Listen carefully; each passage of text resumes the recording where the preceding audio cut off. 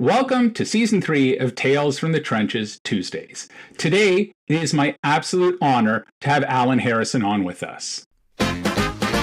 Here's a story of a fundraiser who was launching his very own web show.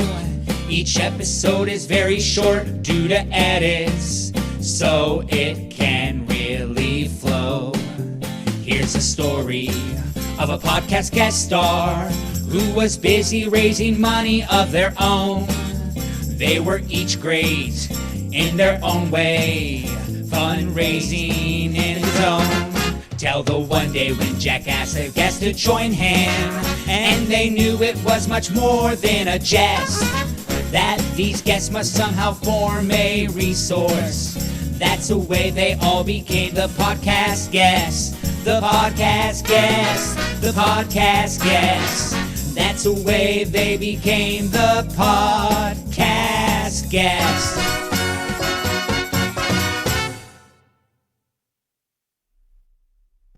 Allison is a writer, father, performer, consultant, recovering artist, and the author of the soon-to-be bestseller Scene Change. For 30 years, he's led, produced, directed, promoted, raised money for, starred, and failed in over 300 theatrical productions and Off-Broadway and at prestigious and not so prestigious nonprofit arts organizations across the country. He's also a two-time Jeopardy champion, so you know there's that. The arts invoke passion, mostly from artists, but nonprofit arts are only successful when they result in measurably positive change among those that need it most. When a nonprofit's donors are also its recipients, then its mission devolves into meaningless puffery, flapdoodle, and codswallop. So, Alan, thank you so very much for joining us. It's my pleasure. I should let you know that you did what a lot of people do, which is combine my first and last name into one name when you started it, and you called me Allison. So I thank you for that, for noticing that both names exist. It is Alan, and you're not the first person to do that. People do that all the time. Maybe I was just talking fast. There you go. So, there's always those lessons that you learn from a donor. I find that my favorite experiences with donors, I come away learning something. And it might be learning something about, the canvassing. It might be learning something about them as a people. It might be learning about the organization that I'm with and how it's perceived in the community. So tell me about something that you've learned from a donor. One of the things that I remember when as a canvasser is that the donors aren't a monolith. Arts donors are not even a monolith. Some actually do give because they are fairly toxic people. And so they're giving either as penance for something horrible that they've done, like the Sackler family, or they're giving to try and, arts wash their name. Some are giving so that there was a couple that gave in Detroit, and then they got, not only did for $20,000, they got a room with their name on it that was not open to the public in a public building that they put a freaking bodyguard in front of to keep people out. I don't remember if the bodyguard had a gun. I think they did. It was ridiculous. I think any kind of time where you're putting out that you're better than they are, that's a problem. So what have I learned from donors is that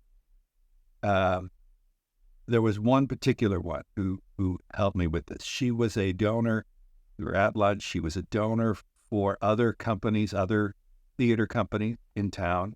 And I knew how much she gave, and she never had given to my company. And I had asked, and she lived in my neighborhood. And I said, why don't you give to my company? Is there something that my company has done over the years? The first thing she said was, well, you didn't even know that I was in town that I'd been living here for 3 years. That's when I got my first contact. I said, okay, but all right. So, but it's been years since then. What happened? How did we mistreat you enough so that that you're actively not giving rather than just forgetting to, or it's not on your list? And she said, mostly, I don't want to be associated with those people. And by those people, she meant the other donor. And so she didn't want to give money to a company that might have over-toxicity among its donor level, over-elitism. And elitism is one of the biggest problems in arts organizations because, of course, donors and beneficiaries, it's the same person. So, and that doesn't describe elitism. I don't know what does. And so she said, I don't want to be part of that group. I want to give to companies that really need the support because look what they're doing in the community. Right. I mean, I don't know what else to say. Right. And that donor is probably the majority of potential donors out there for the art. But they're not going to give to companies that practice elitism. They're just not. Right. And the ones who will right. are the ones who walk in the office and everybody runs away. Right. Development assistants get tasked to go the care and feeding of that donor. And they wince, literally wince when you tell them that. We've gone through a phase here of people having an edifice complex, I call it. And it's I need to have a building as my legacy. Well, no. Stop building. We have enough. That was something that the woman at Out of Hand told me. She said, I was looking at this and we were kind of going around as a theater in Atlanta. I said, Atlanta doesn't need the United States doesn't need another theater company. But these people are being, discriminated against today. And we should bring that up. Right. So, Alan, let me end with a bit of a question for you. So much of who we are and how we do things and our views in the world are predicated on how we were raised. So talk to me about the discussions around the Harrison family table when you were a kid about philanthropy. So that's funny because we didn't, my father was a charity giver. My mother, never. The one thing that they did, and I will never forget this, and I think it was a great idea, is they said, you can't be so passionate on one subject until you can argue the opposite. So tell me why people are saying and don't tank it. Tell me really why people are against your idea. What are they for?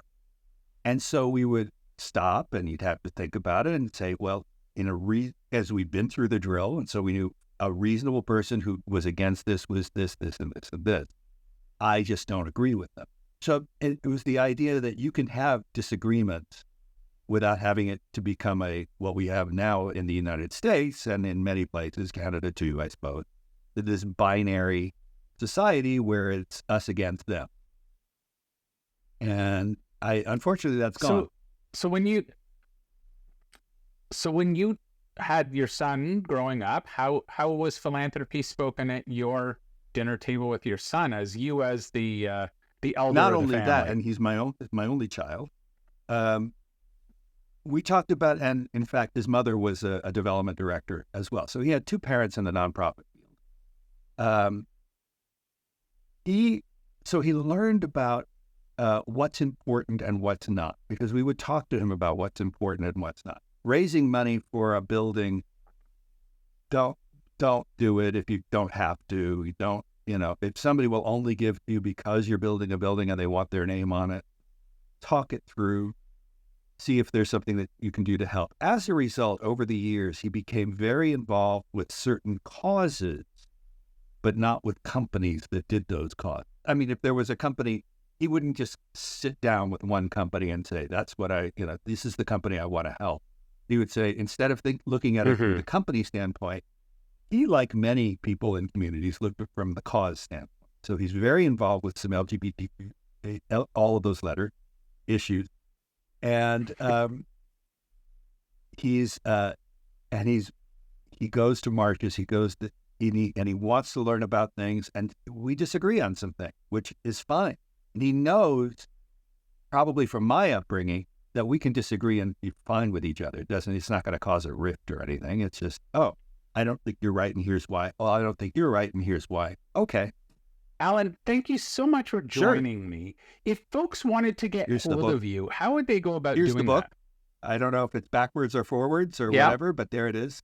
No, it's the right way. Scene Change. It's available everywhere you Yeah. buy books. I always say if you happen to have an independent bookstore that you prefer, then go buy it there. But if you have to go to, the Amazon folks or Barnes & Noble or whomever, go do that too. I hope you do get the book. It is Why Today's Nonprofit Arts Organizations Have to Stop Producing Art and Start Producing Impact. Once they start producing impact, your job as a fundraiser, as a development person, becomes tons easier. So you need to insist that every board member reads this book and gets a hold of it. There's a second book, Scene Change 2, which is due out in January of 2025. So depending on when this is aired, it's either out or about to be out, and it's available in pre-order if it's not to be out yet. And that one specifically is for board members, the 5 real responsibilities of a nonprofit board. If you want to get a hold of me, my email address is 501c3.guru. You can also find me on LinkedIn. I'm everywhere on LinkedIn. I have a blog that appears weekly in artsjournal.com. I'm one of their AJ bloggers. I'm kind of everywhere. I even have a site on Medium. If you happen to see that, it's called Scene Change. Just type in Scene Change, Alan Harrison. You'll find me, even if you spell Alan wrong, and it's ALAN. That's it. That's how you find me. Come and do find me. Contact me. Don't just say, oh, he's busy or whatever. I am busy. I'm not too busy to talk to anybody who's interested in it, even if they disagree. Thank you so much, Alan.